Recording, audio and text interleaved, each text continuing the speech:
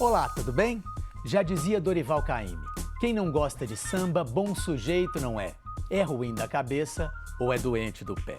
Não é à toa que o samba é uma espécie de cartão de visitas do Brasil em qualquer lugar do mundo. O jeito brasileiro de sambar, o nosso carnaval, as nossas rodas de samba encantam os turistas e também os milhões de brasileiros. Dia 2 de dezembro é o Dia Nacional do Samba. E você sabia que Minas Gerais também tem uma grande tradição e história no samba? Aqui na capital, o samba já é reconhecido como patrimônio cultural do município. E o processo de reconhecimento como patrimônio imaterial do estado de Minas Gerais já está em andamento. No panorama de hoje, nós vamos falar um pouco mais sobre a cultura mineira do samba. Então, vem sambar com a gente!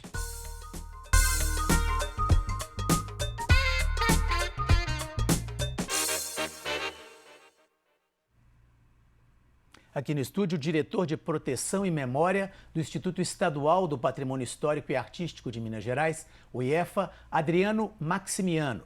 E também a cantora, compositora e escritora Madu Costa, que tem uma extensa carreira musical no samba aqui em Belo Horizonte. Adriano, Madu, muitíssimo obrigado pela presença. Obrigada pelo convite. Eu agradeço, uma boa oportunidade, um momento oportuno para a gente falar de samba. Isso mesmo. Bom, eu queria começar o panorama mostrando para o nosso espectador e também para os nossos convidados um pequeno trecho do programa Acorde, aqui da TV Assembleia, que fala um pouquinho sobre esse processo de reconhecimento do samba como patrimônio de Belo Horizonte e também da força do samba como um ritmo de resistência. A Madu, que está aqui com a gente, participou. Olha só.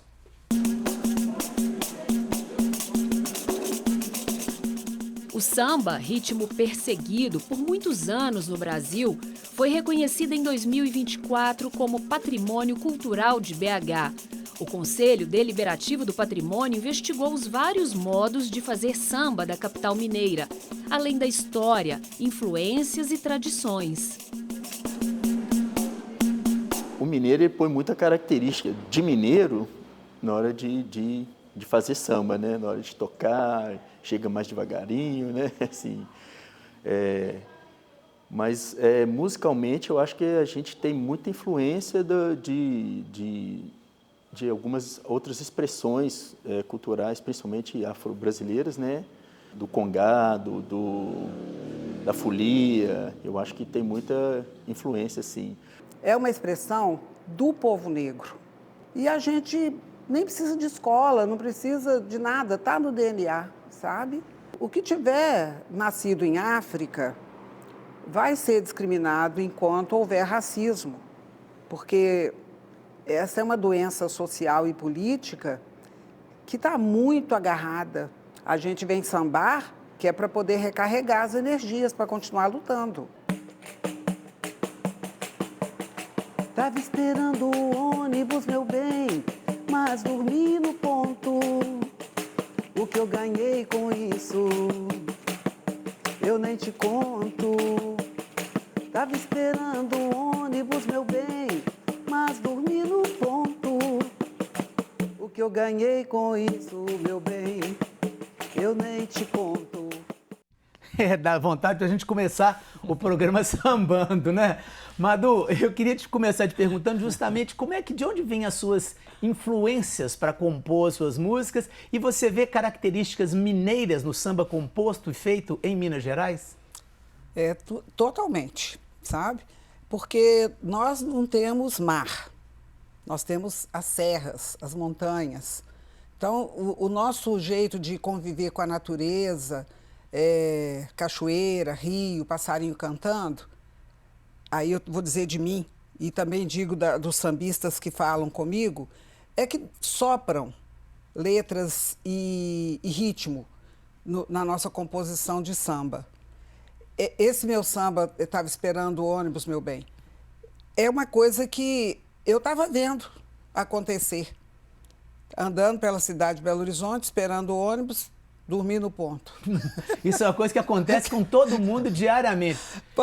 O samba conta a realidade? Conta a realidade. Uhum. Também, não só.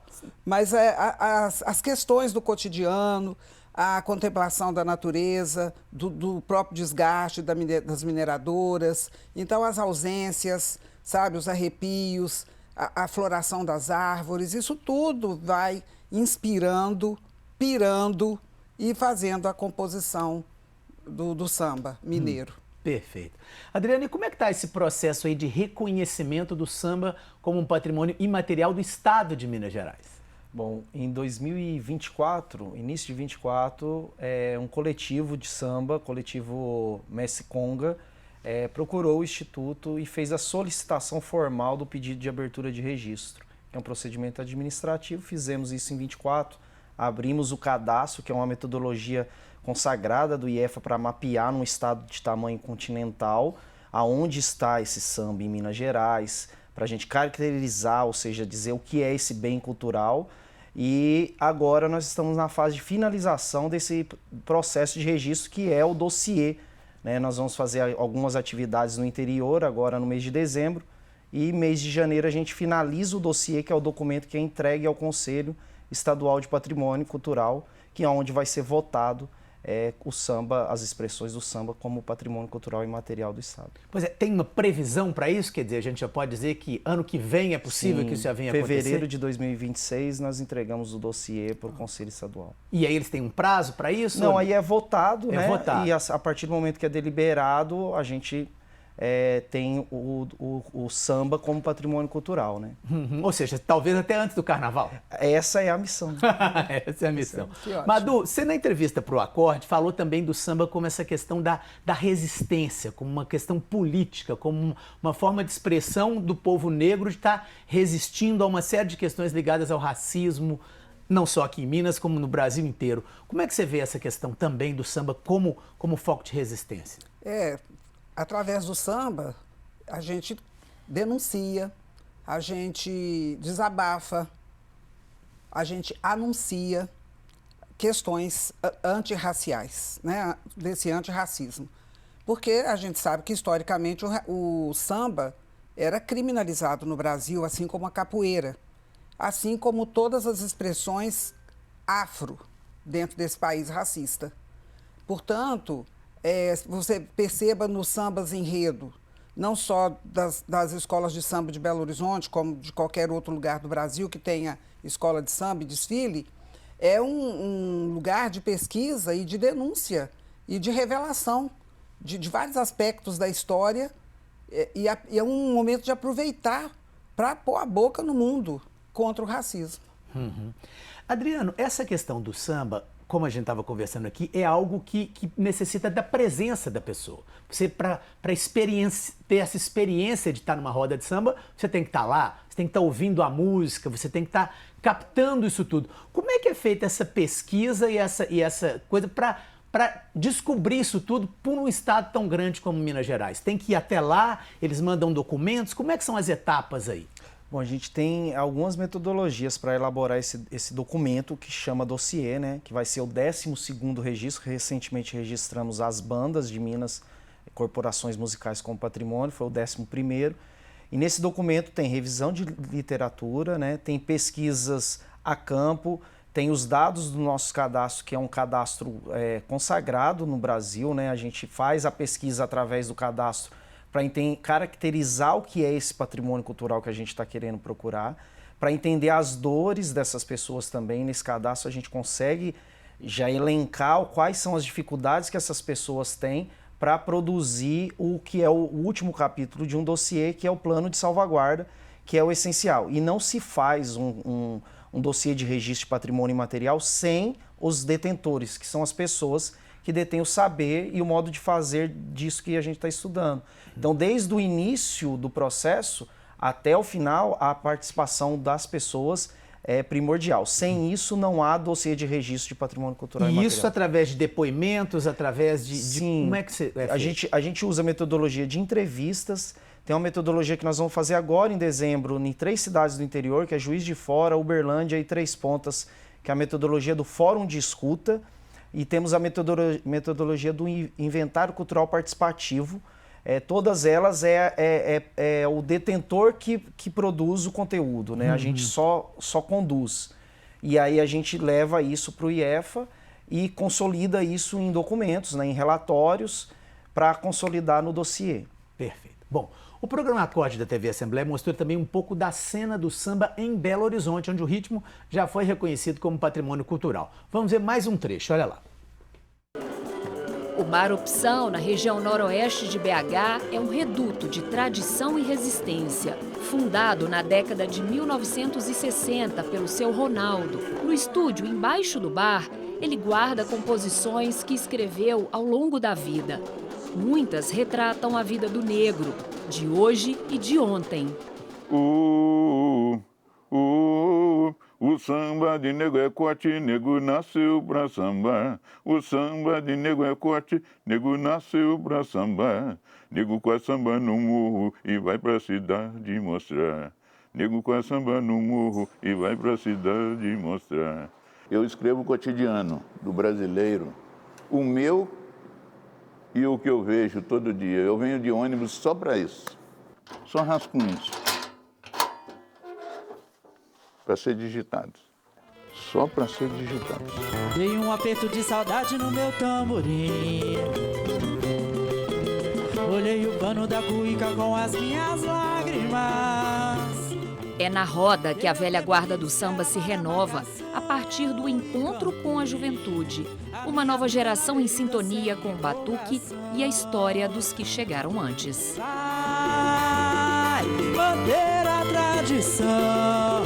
Vai, meu bloco, tristeza e pé no chão. Madu, como é que você vê a relação das pessoas que estão fazendo samba aí há mais tempo, como o seu Ronaldo, como muita gente, com as novas gerações que estão começando a frequentar as rodas de samba? É um diálogo bom? Está havendo essa renovação no samba em Minas Gerais? Sim. Sim, porque nós que chegamos antes temos um entendimento que é uma herança ancestral, que é, como disse, né, não vou lembrar o nome do filósofo, que quando morre um negro é uma biblioteca que queima. Então, nós que somos a velha guarda, digamos, a biblioteca viva, precisamos trocar com a juventude, entender e aprender com ela os novos modos de estar e de ver o mundo.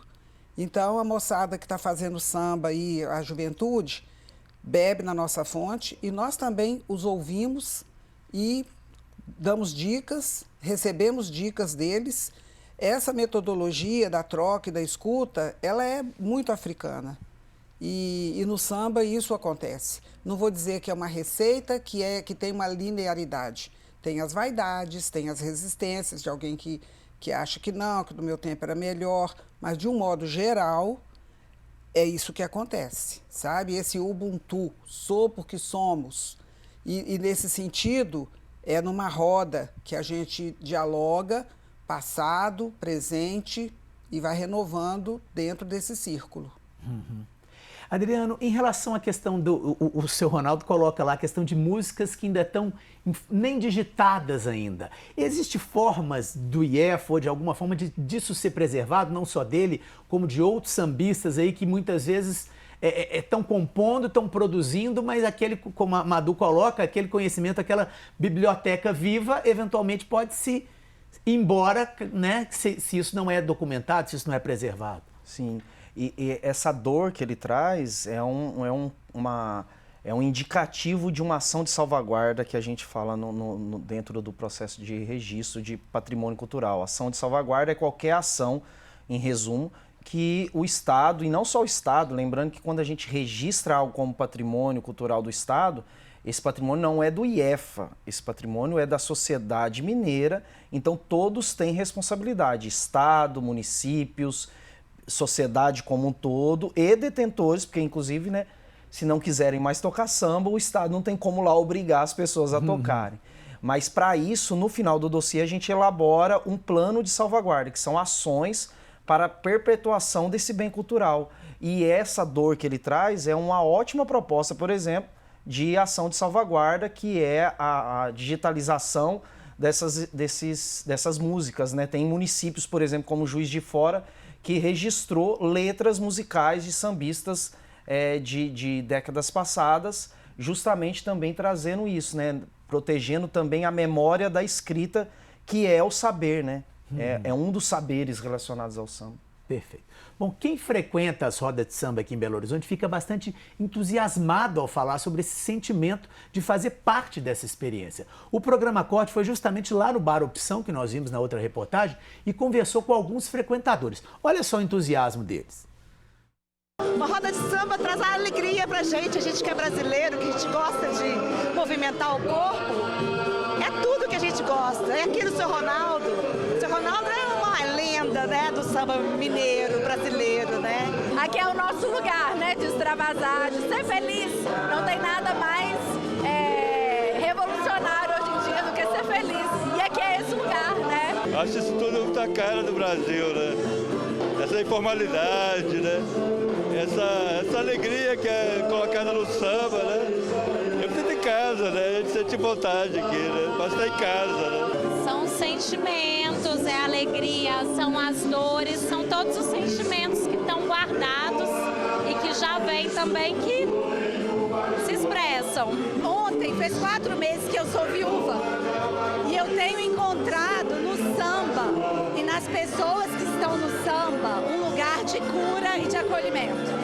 Então, quando eu estou aqui, eu consigo me conectar com uma energia de força, de alegria, de vida, de coragem, que me recarrega para ter coragem. Então, o samba, ele tem representado uma conexão com uma força ancestral que eu sinto que sempre existiu dentro de mim e que agora precisa ser ativada para eu dar conta de seguir.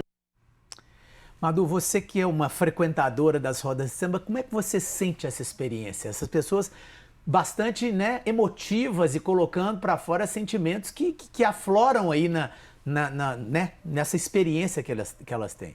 Elas disseram o que é mesmo. Eu, domingo à tarde, almoço mais cedo, porque vou pro samba. Domingo, para mim, sem samba, é um dia perdido. Porque eu não vou em missa, não vou, meu templo é a casa de samba, sabe? Portanto, é o lugar de extravasar, de ser feliz, de dançar, de encontrar pessoas, conhecer pessoas. Eu, como componho, de escutar a conversa dos outros e pegar ali ideias, inspirações para novos sambas. Então, é como um laboratório, no melhor sentido que laboratório puder ter, sabe? É o laboratório de extravasar sentimentos, é o laboratório de criação, de criatividade, de observação antropológica. Todos os entrevistados ali, não vi nenhuma pessoa preta ser entrevistada ali, por exemplo. Mas isso aí foi uma coincidência, não foi eu, proposital, primeira coisa não. Que eu percebi, entendeu? Então bom para a gente perceber. Mas no dia que o pessoal foi fazer a reportagem, tinha pessoas pretas, brancas, todos lá curtindo a roda de samba. Mas ninguém foi entrevistado. Foi uma coincidência, a gente pede perdão por isso. Bom, Adriano, que outras cidades, além de Belo Horizonte, você falou aí de Juiz de Fora, Três Pontas, que outras cidades já foi detectado um movimento, né, do samba, vamos dizer assim, significativo para o dossiê de vocês? Olha, no nosso cadastro já são centenas de cidades, já todas as regiões do estado que a gente conseguiu mapear, todas as regiões têm, né, expressões de samba. O samba acontece no estado como um todo. A gente selecionou 3 agora para ir, mas já fizemos em São Lourenço, já tivemos várias atividades aqui em Belo Horizonte, mas assim, a gente não consegue elencar onde é mais relevante, né? Nós, por estratégia metodológica e baseada no cadastro, nós fomos no sul de Minas, Triângulo e Zona da Mata, né? Além de Belo Horizonte, que tem um dossiê fantástico que foi produzido, que também vai subsidiar o nosso estudo, né? Mas, assim, tem uma coisa, eu não diria cidades, né? Eu diria, tem uma coisa que foi dito em uma reportagem, que em Minas destaca muito, né? É a relação do samba com os outros patrimônios culturais. Isso já ficou muito evidente para nós. Então, por exemplo, folias do Baixo Jequitinhonha, é muito tradicional eles fazerem um batuque depois da manifestação da folia, que é um samba. No Triângulo Mineiro é muito comum os congados fazem arrecadações pré-outubro para a Festa do Rosário, e essas arrecadações elas são o atrativo para esses leilões que eles fazem de julho a setembro, é o samba. Então, o convite para os leilões, a atração maior é o samba. Então, o samba ele está também em outros patrimônios já registrados, inclusive pelo IEFA, que demonstra essa mineridade e essa afromineridade, que inclusive é o nome do programa nosso de proteção das culturas afro, né, que nasceu com 3 eixos, congados, terreiros, quilombos. Registramos congados o ano passado, quilombos e terreiros está em andamento, e o samba entrou como um 4º eixo o ano passado e a gente já está conseguindo finalizar. Pois é, você começou a falar sobre isso, uma outra pergunta. Isso pode, inclusive, atrair mais questões ligadas ao turismo pelo estado de Minas Gerais? Com certeza, né? Minas Gerais tem 62% do patrimônio cultural do Brasil, né, devidamente registrado e tombado. E os turistas, como foi dito, nós não temos mar, né, mas nós temos muito patrimônio cultural e já foi comprovado com pesquisas que a maioria dos turistas vem a Minas Gerais em busca de não só patrimônio, mas do modo de viver e da historicidade que tem nesse estado, que é riquíssimo, né? A gente está chegando ao finalzinho, eu queria perguntar para a Madu e depois também para o Adriano, qual que é a importância, Madu, para os coletivos, para quem faz samba, para quem está ali no dia a dia, esse registro que já foi feito em Belo Horizonte, que agora pode ser feito no estado de Minas? O que você espera de modificação, eventualmente de um apoio maior, de uma visibilidade maior? O que você espera daqui para frente? Eu espero isso tudo mesmo, essa visibilidade maior, como é que eu vou dizer, esse apoio institucional, porque um tombamento, ele traz muitos benefícios, não é? Com leis que protegem, com acesso a... Esqueci o nome agora. Seria o quê? A recursos, obrigada. A recursos. E é isso que a gente precisa, porque tem muitos sambistas que passam perrengues. Vários coletivos de samba que vivem assim, quase com dificuldade. Então, o que eu espero mesmo é que esse patamar ele atinja na linha de frente os sambistas e todos os outros bens culturais que colocam o samba como cartão de visita, né? Aí pelo interior de Minas, como ele falou. Adriano, o que você queria complementar aí mais no finalzinho? Eu só queria, assim, para finalizar, agradecer, porque para o IEF é muito importante a gente estar num espaço, né, como esse, num programa como esse, no mês da consciência negra, né, porque o IEF é o primeiro instituto estadual do Brasil que cria um programa devidamente instituído em 2021, Programa das Afromineridades, com o intuito de proteger, com um recorte específico étnico-racial, das culturas afro em Minas Gerais, né, o Programa das Afromineridades. E para nós é sempre assim, uma honra trabalhar para a proteção desses patrimônios negros, porque a gente sabe que isso vai impactar contra o racismo, né? A gente está fazendo um trabalho que pode perpetuar para que novos gestores e as novas gerações entendam que esses patrimônios são protegidos, são valorizados, né? E a contraponto da lei da vadiagem, né? Não é crime, pelo contrário, é um bem cultural nosso, mineiro. Bom, queria agradecer muito ao Adriano, queria agradecer muito ao Madu, queria agradecer a você que nos acompanhou. O Panorama de hoje termina aqui. A gente falou um pouco sobre a cultura mineira do samba. Se você quiser rever esse programa, basta ir ao portal da Assembleia ou acompanhar os principais trechos do nosso podcast. E para encerrar, eu vou deixar você na companhia da dona Elisa, uma sambista mineira com 58 anos de carreira. Até a próxima. Eu tenho um samba que eu escrevi que eu falo assim: quem foi que quebrou meu violão? Quem foi que quebrou meu cavaquinho? Tentou destruir minha canção. Quem canta meu samba com carinho? O samba não tem maioridade, no samba não tem contestação. Quem canta e samba nessa hora, oh, não chora, não sofre o coração. No samba conquistei a amizade e da amizade o prazer. E o samba me traz felicidade, por isso eu canto pra você.